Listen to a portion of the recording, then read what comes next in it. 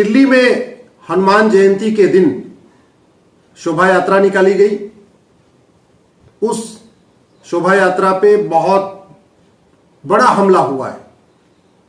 उस हमले के बाद लोग वीडियो भी शेयर कर रहे हैं। सब ये कह रहे हैं घुसपैठियों ने हमला किया। पूरे देश भर से सोशल मीडिया में सब केवल ये बताने में लगे हुए हैं कि हां घुसपैठियों ने हमला किया और हनुमान जयंती के ऊपर शोभा यात्रा पे हमला किया।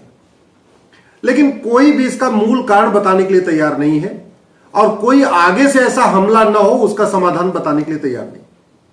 यह वीडियो मैं इसीलिए बना रहा हूं क्योंकि अगर आप देखें सब समस्या बता रहे हैं। समस्या क्या है, समस्या क्या है, समस्या क्या है? घुसपैठ घुसपैठ घुसपैठ, रोहिंग्या बांग्लादेशी सब बता रहे हैं। कोई ये नहीं बता रहा ये रोहिंग्या बांग्लादेशी आ कैसे रहे हैं, ये रोहिंग्या बांग्लादेशियों को कैसे बाहर निकाला जाए और फ्यूचर में रोहिंग्या बांग्लादेशी ना आए उसका क्या करना है। मेरा व्यक्तिगत मानना यह है कि सच्चाई अगर कड़वी हो तो भी बोलना चाहिए। लेकिन यह दुर्भाग्य की बात है, हमारे देश में अपने आप को देशभक्त कहने वाले लोग भी सोशल मीडिया में समस्या तो बता रहे हैं लेकिन मूल कारण नहीं बता रहे, परमानेंट सोल्यूशन नहीं बता रहे, क्योंकि मूल कारण कड़वा है। परमानेंट सोल्यूशन उसका कड़वा है, इसलिए उसकी चर्चा नहीं करना चाहते। बस ये बता रहे घुसपैठी बहुत ज्यादा आ चुके हैं, बांग्लादेशी बहुत आ गए हैं, रोहिंग्या बहुत आ गए हैं। अभी हम हनुमान जयंती नहीं निकाल पा रहे हैं, 10 साल के बाद हम तो शव यात्रा भी नहीं निकाल पाएंगे। सब ये बता रहे हैं 10 साल के बाद क्या खतरा होगा, 20 साल के बाद क्या खतरा होगा, सब बता रहे हैं। सोल्यूशन कोई नहीं बता रहा है। कड़वी सच्चाई ये है कि बांग्लादेश के बॉर्डर पे ये रोहिंग्या और बांग्लादेशी 2000 से 3000 रुपए देके आते हैं। ये कड़वी सच्चाई है। बांग्लादेश के बॉर्डर पे ड्यूटी लेने के लिए लोगों में होड़ मची है और जिसकी 1 साल 2 साल के लिए बांग्लादेश के बॉर्डर पे यानी बंगाल के बॉर्डर पे ड्यूटी लग जाती है, वो 4-6-10 बीघे खेत खरीद लेते हैं या किसी बड़े शहर में जाके 100 गज 200 गज मकान खरीद क्या प्लॉट खरीद लेते हैं या 3 बेडरूम 4 बेडरूम का फ्लैट खरीद लेते हैं। ये कड़वी सच्चाई। इसलिए मैं बार बार कहता हूं कि भ्रष्टाचार हमारे लिए कितना बड़ा खतरा है। और बंगाल के बॉर्डर पे जो 2000 रुपए 3000 रुपए लेके उनको एंट्री करा रहे हैं वो हमारे और आपके भाई बंधु हैं। वो विदेश से नहीं आए हैं, वो कोई पाकिस्तान से नहीं आए, भारत के ही रहने वाले हैं और हमारे आपके ही रिश्तेदार नातेदार भाई बंधु हैं जो बांग्लादेशियों को एंट्री करवा रहे हैं 2000 से 3000 रुपए लेके। और उसके बाद वो जब बांग्लादेशी वहां से आते हैं, जैसे बंगाल में एंटर करते हैं तो उनको 1000 रुपए 2000 रुपए लेकर के आधार देने वाले भी हमारे और आपके भाई बंधु हैं, वो भी कोई विदेशी नहीं है। 2000 रुपए में राशन कार्ड देने वाले भी, उनका जो राशन कार्ड बनाते हैं वो भी जो लेखपाल पटवारी हैं सरकारी कर्मचारी, वो भी भारत के रहने वाले हैं। 3000 रुपए में जो उनका बर्थ सर्टिफिकेट बना रहे हैं 3000 4000 रुपए लेके जन्म प्रमाण पत्र बना रहे हैं घुसपैठियों का, वो भी भारत के कर्मचारी है, भारत के निवासी हैं, हमारे आपके भाई बंधु हैं। 4000-5000 रुपए लेके जो ड्राइविंग लाइसेंस बनवा रहे हैं घुसपैठियों का, वो भी यहीं के रहने वाले। तो घुसपैठिए घूस दे के भारत में आ रहे हैं, घूस दे के आधार बनवा लेते हैं, घूस दे के राशन कार्ड बनवा लेते हैं, घूस दे के वोटर आईडी बनवा लेते हैं, घूस दे के बर्थ सर्टिफिकेट बनवा लेते हैं, घूस दे के ड्राइविंग लाइसेंस बनवा लेते हैं। और अब तो वो घूस दे के सरकारी मकान वाली जो योजना है, मुफ्त में मकान दिया जा रहा है, वो मकान भी ले रहे हैं। मुफ्त में जो गैस सिलेंडर मिल रहा है वो भी ले रहे हैं। जब भाई उनके पास 4 कागज हो गया, 5 कागज हो गया और डॉक्यूमेंट उनके पास रेडी हो गया, तो आप उनको कैसे कहोगे ये विदेशी हैं कि भारत के हैं? ये सच्चाई है। भारत में 5 करोड़ से ज्यादा घुसपैठिए हैं। मैं 5 करोड़ से ज्यादा इसलिए कह रहा हूं कि जब मैंने 2017 में घुसपैठियों को निकालने के लिए सुप्रीम कोर्ट में पीआईएल फाइल किया था, उस समय मैंने कहा था 5 करोड़ और बाकायदा मैंने रिकॉर्ड पे एफिडेविट पे लिख के दिया था किस राज्य में कितने हैं। 2017 में मैंने जब सुप्रीम कोर्ट में पीआईएल फाइल किया था घुसपैठियों को डिटेक्ट करने के लिए, डिटेन करने के लिए, डिपोर्ट करने के लिए, जो मेरी मांग थी, प्रेयर थी, डिटेक्ट डिटेन डिपोर्ट, उस समय मैंने कहा था दिल्ली में 5 लाख घुसपैठिए हैं। 2017 की बात, 2022 में तब तो और बढ़ गए होंगे। अब तो उनके खुद के घर में 10-20 हजार 50 हजार बच्चे उनके घर में पैदा हो चुके। ये इतनी बड़ी समस्या है, लेकिन सब समस्या बता रहे हैं, मूल कारण नहीं बता रहे कि घुसपैठ का मूल कारण घूसखोरी है। सुप्रीम कोर्ट ने सभी राज्य सरकारों को नोटिस जारी किया हुआ है, और सभी का मतलब सभी। घुसपैठियों को निकालने वाली जो मेरी पीआईएल है, 2017 में मैंने जो सुप्रीम कोर्ट में फाइल किया, उसमें केंद्र सरकार के गृह मंत्रालय, कानून मंत्रालय के अलावा सभी राज्य सरकारें पार्टी है। यानी यूपी भी है, दिल्ली भी है, बिहार भी है, बंगाल भी है, असम भी है, उड़ीसा है, सारी राज्य सरकारें, महाराष्ट्र भी है, राजस्थान भी है, हरियाणा भी है, सब। और कड़वी सच्चाई यह है कि किसी राज्य सरकार ने अभी तक घुसपैठियों को निकालना है कि नहीं निकालना है, अपना जवाब दाखिल नहीं किया। आप इसको समझिए। सुप्रीम कोर्ट में जब हम पीआईएल फाइल करते हैं, सुप्रीम कोर्ट नोटिस इश्यू करता है, तो उसमें हम जिनको जिनको पार्टी बनाते हैं उनको उनके पास हमारी पिटीशन जाती है, हम उनको फिर एक कॉपी देते हैं। नोटिस हो चुकी है, हमने सभी राज्य सरकारों को हमारी पीआईएल पहुंच चुकी है, सबको हमने कॉपी दे दिया है, और राज्य सरकारों के वकीलों ने वकालतनामा भी फाइल कर दिया है। लेकिन राज्य सरकारों ने घुसपैठियों को निकालना है कि नहीं निकालना है, इस पे अभी तक अपना स्टैंड क्लियर नहीं किया।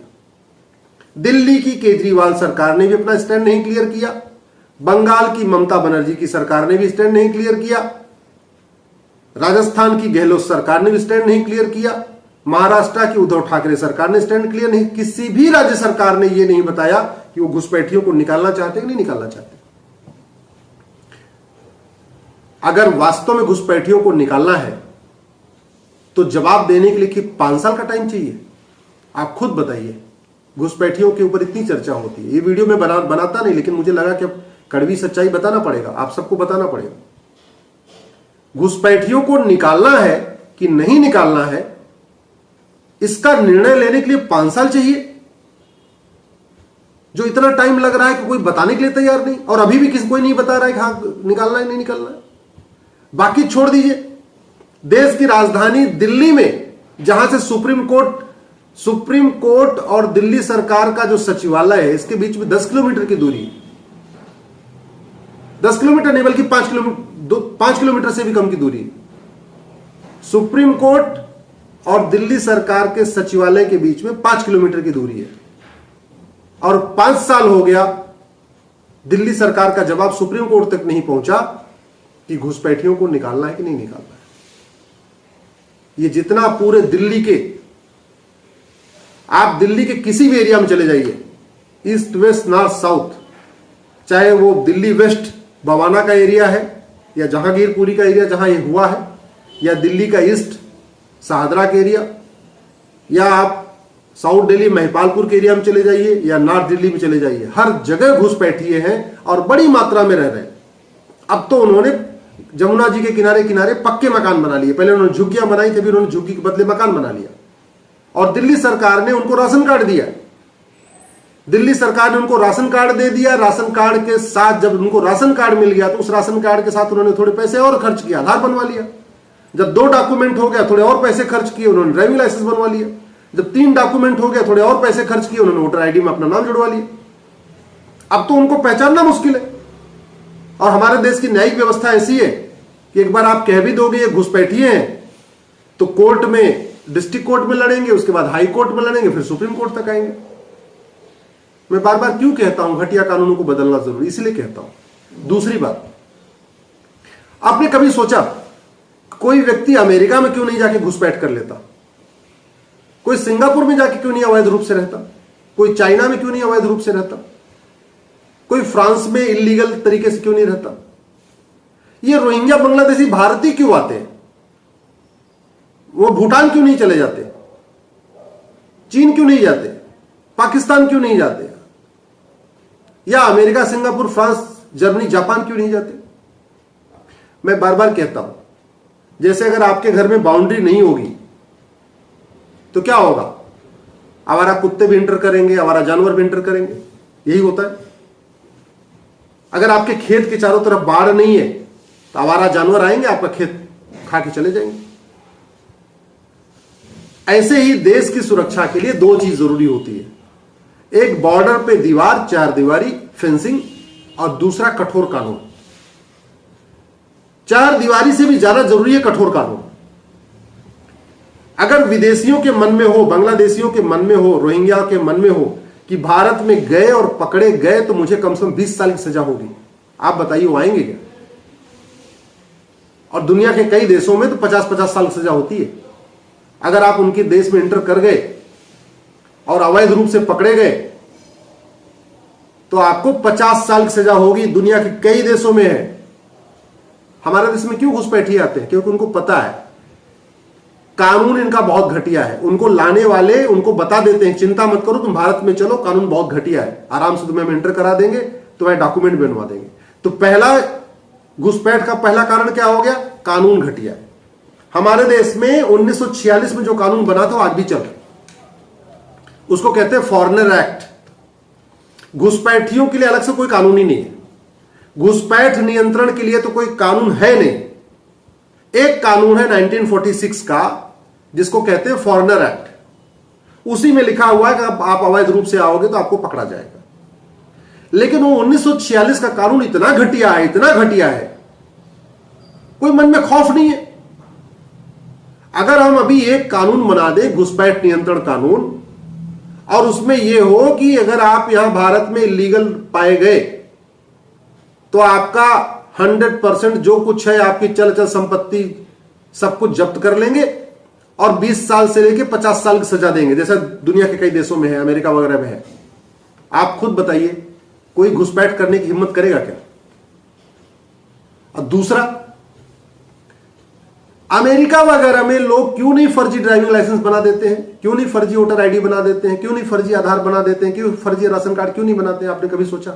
ये भारत में क्यों फर्जी बनाते हैं? फिर मैंने वही कहा, कानून घटिया होगा तो भ्रष्टाचार बढ़ेगा, कानून घटिया होगा घूसखोरी बढ़ेगी, और घूसखोरी बढ़ेगी तो घुसपैठ बढ़ेगी। आपने कभी सुना कि सिंगापुर में, जर्मनी में, फ्रांस में, अमेरिका में कोई वहां का सरकारी कर्मचारी किसी को फर्जी राशन कार्ड बना के दे दे, या फर्जी बर्थ सर्टिफिकेट बना के दे दे, फर्जी ड्राइविंग लाइसेंस बना के दे दे, फर्जी वोटर आईडी तो बनाने का मतलब ही नहीं हो, तो बहुत बात की बात है। क्यों नहीं बनाते? क्योंकि इसको वहां पे देशद्रोह माना गया। हमारे देश में उल्टा है, भारत तेरे टुकड़े होंगे कहना तो देशद्रोह है, लेकिन घुसपैठियों का आधार बनाना, घुसपैठियों का राशन कार्ड बनाना, घुसपैठियों को वोटर आईडी बनाना, घुसपैठियों का बर्थ सर्टिफिकेट बनाना, यह देशद्रोह नहीं है। भारत तेरे टुकड़े होंगे कहने पे तो देशद्रोह की धारा लगेगी, 20 साल की सजा भी हो सकती है। लेकिन आप घुसपैठियों का सब कुछ बना के दे दो, घुसपैठियों को इंटर करा दो, आपको कोई सजा नहीं होगी, कभी होगी तो 2 साल 3 साल की हो जाएगी, बस ये सिचुएशन है। इसलिए मैं कहता हूं अगर हमें घुसपैठ पे नियंत्रण करना है तो सबसे पहले एक घुसपैठ के खिलाफ कठोर कानून बनाना पड़ेगा, 100% प्रॉपर्टी जब्त करने के लिए और कम से कम 20 साल से लेकर 50 साल की सजा देने के लिए। जिस दिन ये कानून बनेगा, मैं गारंटी के साथ कहता हूं 80% घुसपैठी अपने आप भाग जाएंगे। एनआरसी लागू ही नहीं करना पड़ेगा, बिना एनआरसी के ही 80% घुसपैठी भाग जाएंगे कि कानून बनते ही। और हमने कानून बना दिया कि जो घुसपैठियों की मदद करेगा, जो फर्जी आधार बनाएगा, फर्जी राशन कार्ड बनाएगा, फर्जी वोटर आईडी बनाएगा, फर्जी ड्राइविंग लाइसेंस बनाएगा, फर्जी पासपोर्ट बनाएगा, उसको भी हम 100% प्रॉपर्टी जब्त करेंगे और 20 साल से लेकर 50 साल की सजा देंगे जेल में। मैं गारंटी के साथ कहता हूं, ना उनको कोई इंटर कराएगा बॉर्डर से, ना उनको कोई यहां पे उनकी मदद करेगा, ना उनको कोई डॉक्यूमेंट देगा। बहुत आसान है। इसलिए मैं कहता हूं सबसे बड़ा खतरा हमारे लिए घूसखोरी है, सबसे बड़ा खतरा घूसखोरी है। और घूसखोरी तभी खत्म होगी जब ये कानून कठोर बनेगा। दूसरा, यहां पे जो फंडिंग आ रही है, ये जो घुसपैठिए आ रहे हैं, इनके लिए विदेशों से फंडिंग आ रही है, खाड़ी देशों से हवाला के जरिए मोटी फंडिंग आ रही है। और वो फंडिंग तभी रुकेगी जब 100 रुपए से बड़ी नोट बंद होगी। ध्यान रखिए, जितनी बड़ी नोट होती है उतना ज्यादा हवाला होता है, ये पूरी दुनिया का नियम है।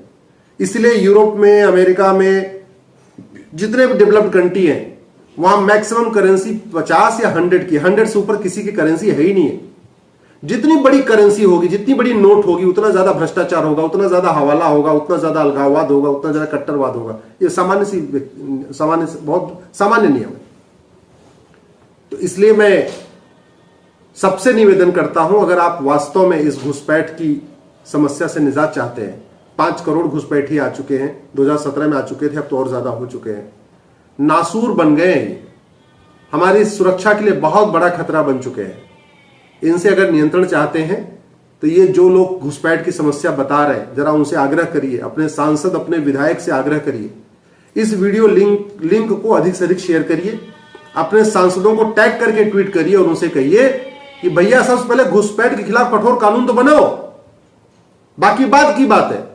घूसखोरी और घुसपैठ, इन दोनों के खिलाफ कठोर कानून बनेगा, तभी हमारा देश सुरक्षित रह पाएगा। घूसखोरी बंद होगी, घुसपैठ अपने आप बंद हो जाएगी। इसलिए घुसपैठ नियंत्रण के लिए कठोर कानून होना चाहिए, घूसखोरी नियंत्रण के लिए भी कठोर कानून होना चाहिए। मैं आप सबसे रिक्वेस्ट करता हूं, इस वीडियो को अधिक से अधिक शेयर करिएगा और जितना ज्यादा हो सके अपने सांसद, अपने विधायक को टैग करके ट्वीट करिए, उनसे मिलकर चर्चा करिए कि कानून अच्छा बनाइए। कानून अच्छा होगा तभी देश बचेगा, घटिया कानून से हमारा देश नहीं बच पाएगा।